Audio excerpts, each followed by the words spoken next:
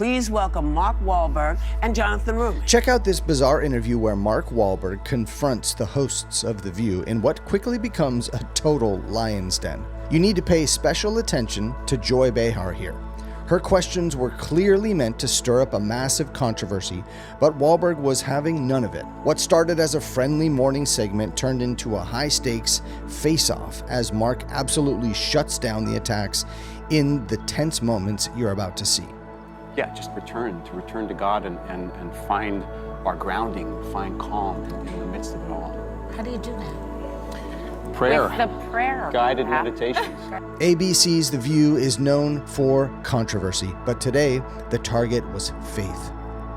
The hosts, particularly Joy Behar, waste no time asking provocative questions meant to stir the pot. But Wahlberg, a man who has undergone a massive personal shift in his career, wasn't about to back down. What was the worst thing you did? Well, Joy. you know, Leave it that's up to Joy. You know what? I'm not going to let you that's ask a long He doesn't but I have to think answer. I know, but you want to you finish asked your we wanna the finish worst thing that I thing. did was probably follow others when I should have been more of a leader, but that's very, very difficult to do at a young age when you're easily influenced Super and relatable. in a bad area. See? Good answer. So, but my job is to definitely continue to encourage other people to stand up for themselves and to stand up for the right thing, and to make sure that people are trying to be the best versions of themselves. And hopefully it doesn't take people. What's most encouraging about what's happening with Hallow is a lot of young men now are gravitating towards the app. Which is And I amazing. think having something positive in your life that allows you to be more kind, to be more thoughtful, to be more generous, more understanding and accepting, those are things that are very important. To be So- Look at how Joy Behar tries to bait him here. She's fishing for a scandalous headline by asking for the worst thing he's ever done. But Wahlberg doesn't give her an inch. Instead of falling into the trap, he pivots to a leadership lesson. He acknowledges his past without handing the hosts a weapon to use against him. In an expert move, staying totally on message under massive pressure. Wahlberg is literally using his history as a shield. By being transparent about his past mistakes, he positions his faith not as a badge of moral superiority. He's telling them faith isn't a badge of perfection, it's a survival tool for the real world. But this is where things get truly bizarre, when the topic shifts to prayer. What if you don't pray? Now's a good time to start. Okay. Yeah. Yeah. You can always have somebody pray for you. Have someone pray for me? Absolutely. You do it. I'll add you to my prayers. Absolutely. When the conversation turns to the exclusivity of prayer, Wahlberg starts including the rest of the View team. Rather than debating the merits of those who don't pray, he offers an act of service. He tells the host, who doesn't really believe him, that he will pray for her. By doing this, he changes the whole conversation in a really nice way, showing kindness and goodwill. But it wasn't all tension. In a rare moment of common ground, one of the hosts brings up her own connection to the faith, asking about the tradition of Lent. Watch how Mark avoids the theological debate and reframes the ritual as a practical way to stay grounded. Many people within at least the Catholic faith and probably other faiths as well give up certain pleasures for 40 days. My priest and our good friend, Father Edward Beck, told me a couple years ago, instead of giving something up like soda, do something kind for someone else, change a behavior. Sure. Absolutely. What are things that you may or may not be doing for Lent, giving up?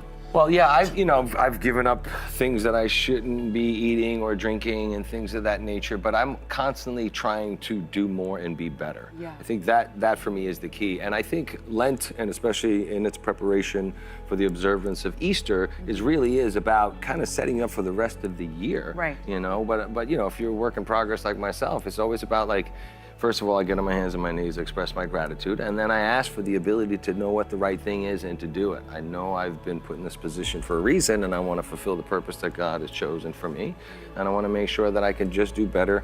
And we're all works in progress, and we're just trying to do better and be better. But the pressure wasn't just on Wahlberg. Jonathan Roumie, who plays Jesus in The Chosen, found himself in an equally bizarre exchange when the host questioned how his faith interacts with his professional life in Hollywood. And to Joy's question about prayer, what if you don't pray? Well, prayer can be as simple as just expressing gratitude. Thank you for allowing me to wake up today. I do that every morning. Yeah. Whoopi Goldberg asked a meaningful question about the weight of his role, and for a moment the interview feels grounded.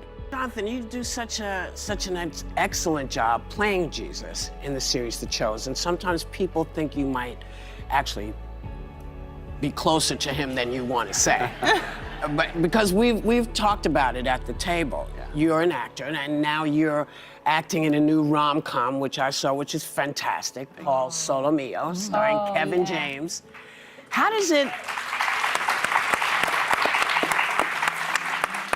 And I'm telling you, you need to go see it because it's funny as hell. Oh, yeah. Thank you. How does it feel? How is it? I think I'm trying to ask you what it's like for you to be able to now go and express this other part of your acting skill. You know, for me, before I ever did The Chosen, a lot of the small guest star roles that I did on TV were predominantly comedic. So for the last 7 or 8 years, I've sort of had a break from any of that stuff because of the inherent drama of the story of Christ and The Chosen. So getting to do a film like Solo Mio, where as a character, I don't have to literally carry the weight of the world on my shoulders. Right, and I can be a supporting actor and just be silly and shave. It's nice. It's just nice to shave once in a while. It was a real nice change of scenery for me. Roumie takes the opportunity to explain that his faith isn't just a costume he puts on.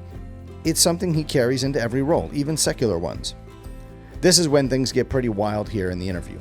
Just as Roumie starts talking about why he wears a crucifix to represent real people, the showrunners suddenly cut him off. It's a total shock.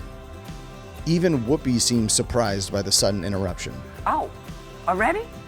Oh, too quick. Tiffany. Somebody was asking a lot of questions. For a host with 18 seasons of experience, this kind of timing feels out of the ordinary, especially happening at the exact moment the conversation turned to the cross.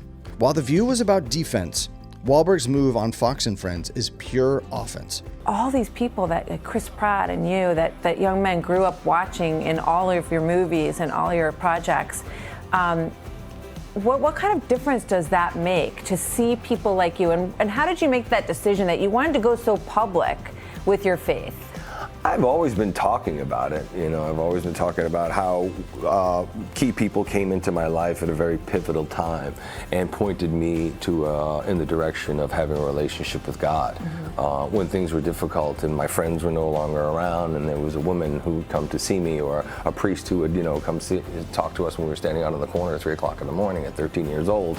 Those are the things that I remembered. And so, it's just about sharing the story and hoping that you can help people prevent making the mistakes that I made. He isn't just defending his beliefs, he's framing faith as a high-performance lifestyle that gives him a competitive edge. He links his entire career success to the moment mentors found him on a street corner at 3 a.m. He refuses to apologize for his convictions, but he lowers everyone's guard by saying he isn't there to force it on anyone.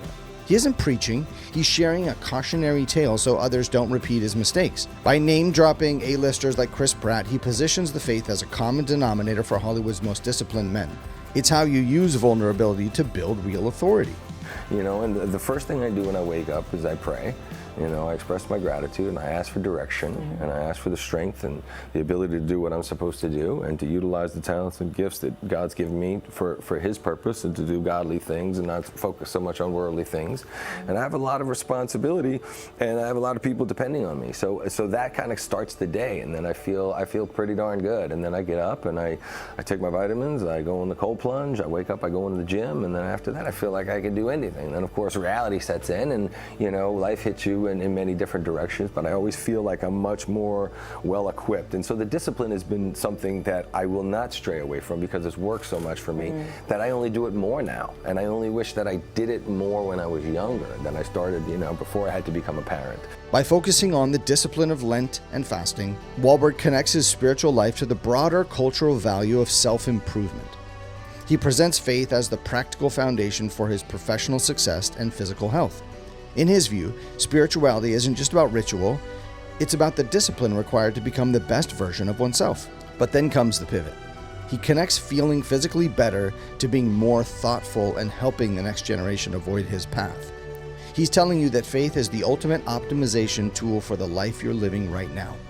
Whether he is diffusing a confrontational host or explaining his morning routine, Wahlberg's discourse remains the same. Lead with humility, use transparency as a shield, and frame your values as a personal discipline. It's a masterclass in representing your identity in the public square with grace and precision. What did you take away from this approach? Let me know in the comments.